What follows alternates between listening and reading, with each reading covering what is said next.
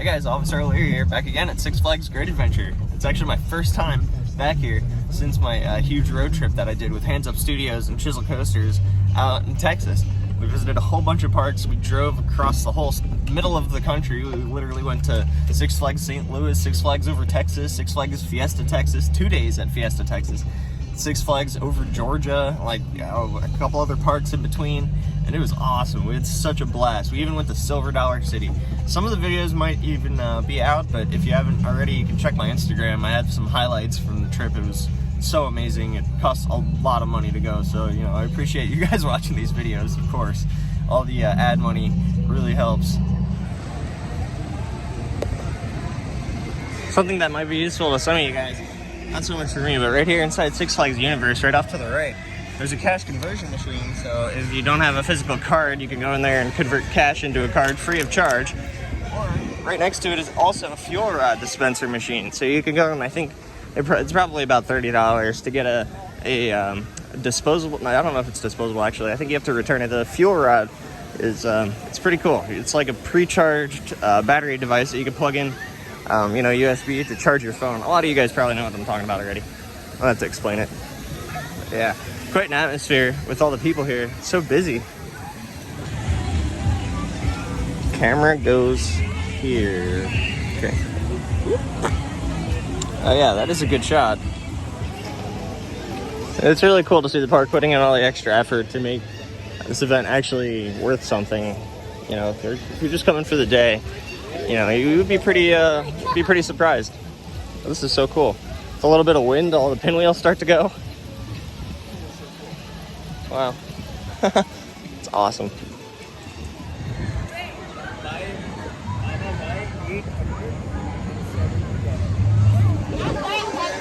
Damn, that's quite the line for the swashbuckler.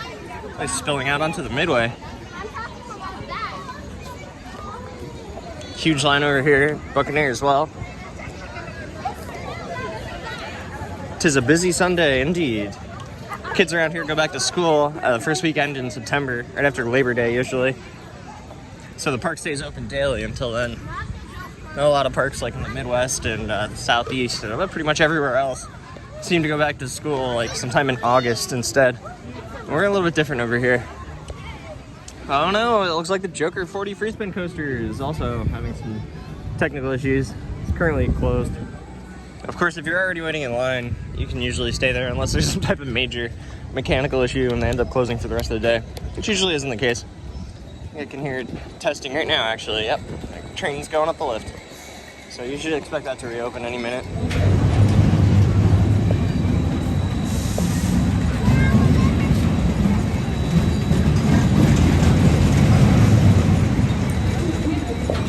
Looks like it works to me, at least. I don't know. We found this very good lemonade fizz drink actually for sale at Six Flags Fiesta Texas, as well as here now. I didn't realize they had it here. That's pretty cool. I like this area with the umbrellas. It's so awesome looking.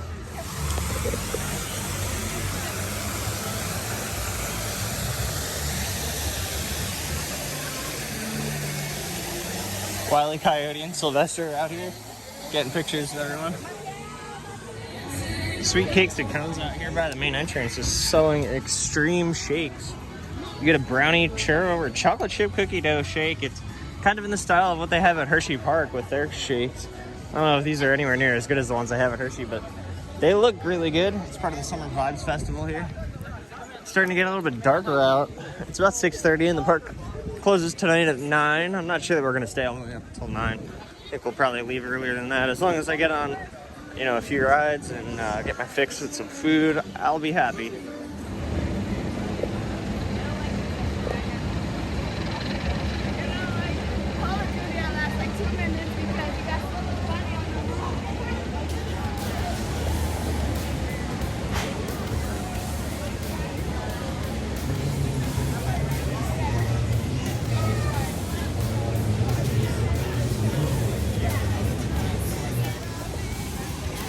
Skull on over here, which in my opinion is the inferior mountain ride at Six Flags Park, because Six Flags actually only has a couple of different mountain rides. The other one being at Six Flags over Texas is called Runaway Mountain. And that one is manufactured by Premier Rides. It's similar. It's inside, a big steel box like this with a rock facade on the outside. And in fact, Runaway Mountain is way better. It's like twice as tall as Skull Mountain.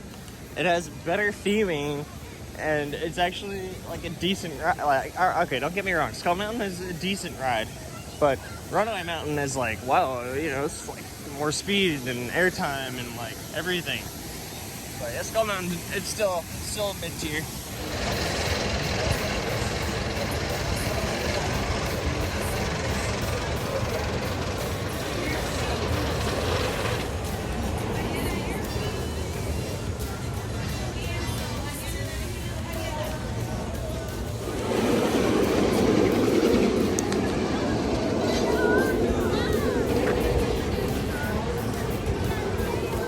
Since this stadium here is no longer, they're supposed to be constructing this ride, but doesn't look like much stuff going on back here. It's nothing like a crazy ride or anything. It's a kids ride, but it's still kind of silly that they haven't done anything about it yet. They're advertising it, I think it's a 2022 attraction. So yeah, expect that to be open next year, I guess. I scrapped the plans for Jersey Devil because my friend, actually, Vinny, he's the unit supervisor here at the Skyway, and I saw him over at the other side, and he's getting ready to come over toward this side where Medusa and El Toro are. So I was like, oh, can I hop in with you? You let me ride with him. So we're over here now. And we'll probably end up looping back toward Jersey Devil anyway and riding that in a little bit. Got the log flume over there open. I'm sure it has a huge line. It's actually not too hot today, but I can imagine it's busy over there. Right here is the entrance to the VIP Safari Tours where you can feed the giraffes. They changed the sign over here. It used to say Safari Off-Road Adventure, but obviously the Off-Road Adventure thing no longer exists. You actually still see the sign right there. It says Off-Road Adventure. Rumors have actually been spreading about the Safari Off-Road Adventure area. Recently, there's been a lot of trees cleared off in the area behind it. Can't really see it too good from here, but yeah, right on the other side of this tree line here, a whole bunch of other trees have been cleared out, as if they're gonna build some type of expansion over there in the future, possibly for next year or the year after. I don't know, but this area has definitely seen better days. The Northern Star Arena here has been abandoned now for, I think, several years. I don't remember there being any shows here last year either. And it's kind of a mid-tier arena. There's nothing special about it. It's kind of inside this little dome area. I've seen shows in there in the past, and it's just not an overwhelmingly nice area at all. I think it's a park original. It might have opened in either 1974 or sometime in the 70s. Sad to see it go, though. I mean, it's been here, just kind of sitting abandoned now for a few seasons. Something that's not abandoned, though, is Medusa. But I'm sure that has a huge line. We're going to be not riding that today. Something we will be riding, though, over this way, it's El Toro.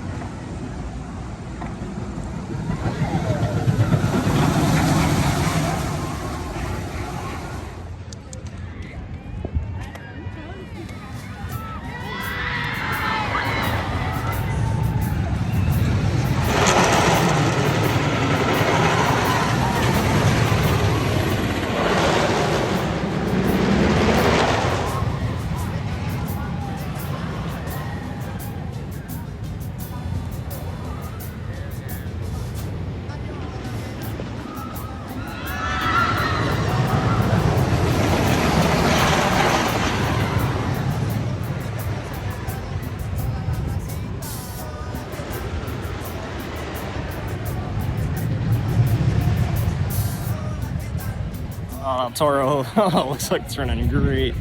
I just saw people just getting thrown out of their seats on the crazy airtime moments. Let's go ahead and grab a locker. It really sucks that the lockers cost $2 now instead of $1. It's literally twice as expensive now to ride the extreme coasters here at Great Adventure. So it's like $2 to ride King Decor, $2 if you want to ride Toro, and another $2 if you want to ride Joker or Jersey Devil coaster. All the other rides and coasters you don't need a locker for, but it's still sort of silly. Well, this is the reason for it. There was a huge accident in 2016, or I think 2016, yeah, where somebody, I think, lost an eyeball or something crazy happened. But yeah, now, ever since then, No phones or keys allowed online here for El Toro, but then they pushed it to the next level and brought it to the other rides as well. Talk about it a lot in my videos, I'm sorry, but it's really annoying. I'm sure a lot of you guys share the same grief with me, especially after traveling to a lot of parks where there's no such policies.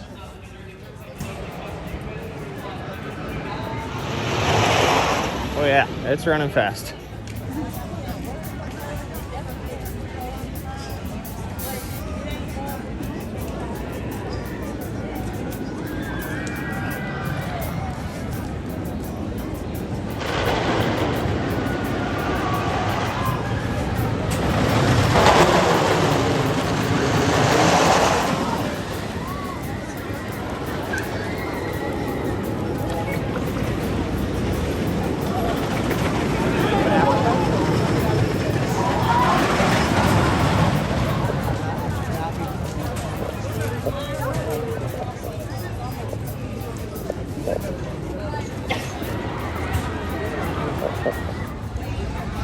Single rider line is the best thing this park has gotten so far in 2022. Honestly, everything else has sucked, but single rider line, definitely an improvement. Even though it's hit or miss, I've been to some of the parks where the single rider lines have been closed to some of the rides. This has a staffing thing too. Hey people, this ride will kill you. My spine fell out. And it hurts a lot.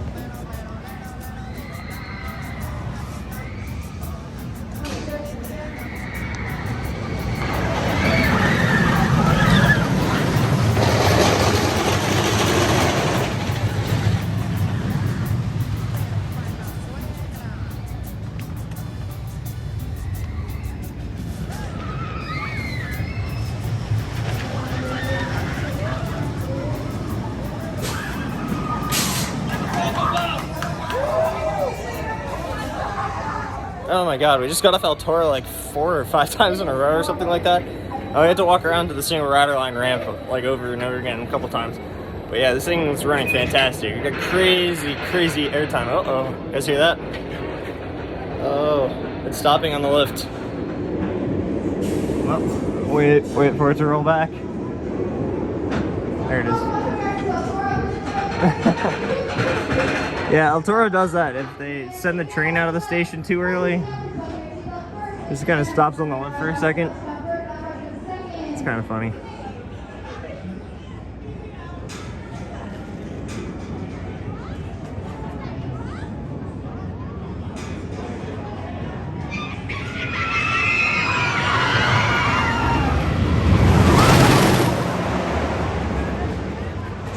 We got a beautiful sunset going on. I think we need to ride this a few more times though. I'm sorry I can't take you guys on the ride. I would film on the rides here, but unfortunately a lot of my friends work on the ride, so I'm afraid I don't want to get them in trouble and stuff. At other parks it doesn't matter as much, but here it's important. So here it goes. Oh.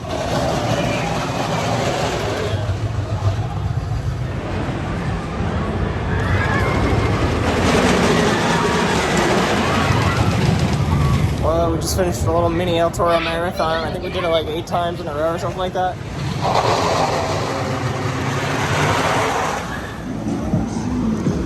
All these wacky waving inflatable alarm flailing tube men, they look awesome at night. They got really cool uplighting in the middle of their tube.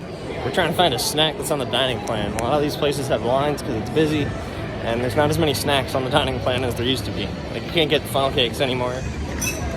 I got a root beer flavored Italian ice. So that was kind of a unique flavor. I did try it. It's delicious, of course. Rita's always delicious. They actually opened up a Rita's right next to where I work. Oh.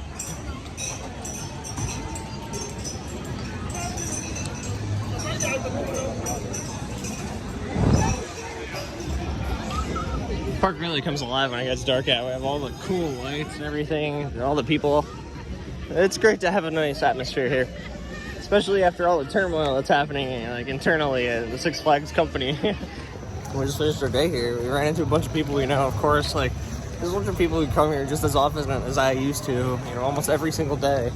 And so you ran into a bunch of regulars. It was really cool. Some of my friends are ride operators and stuff.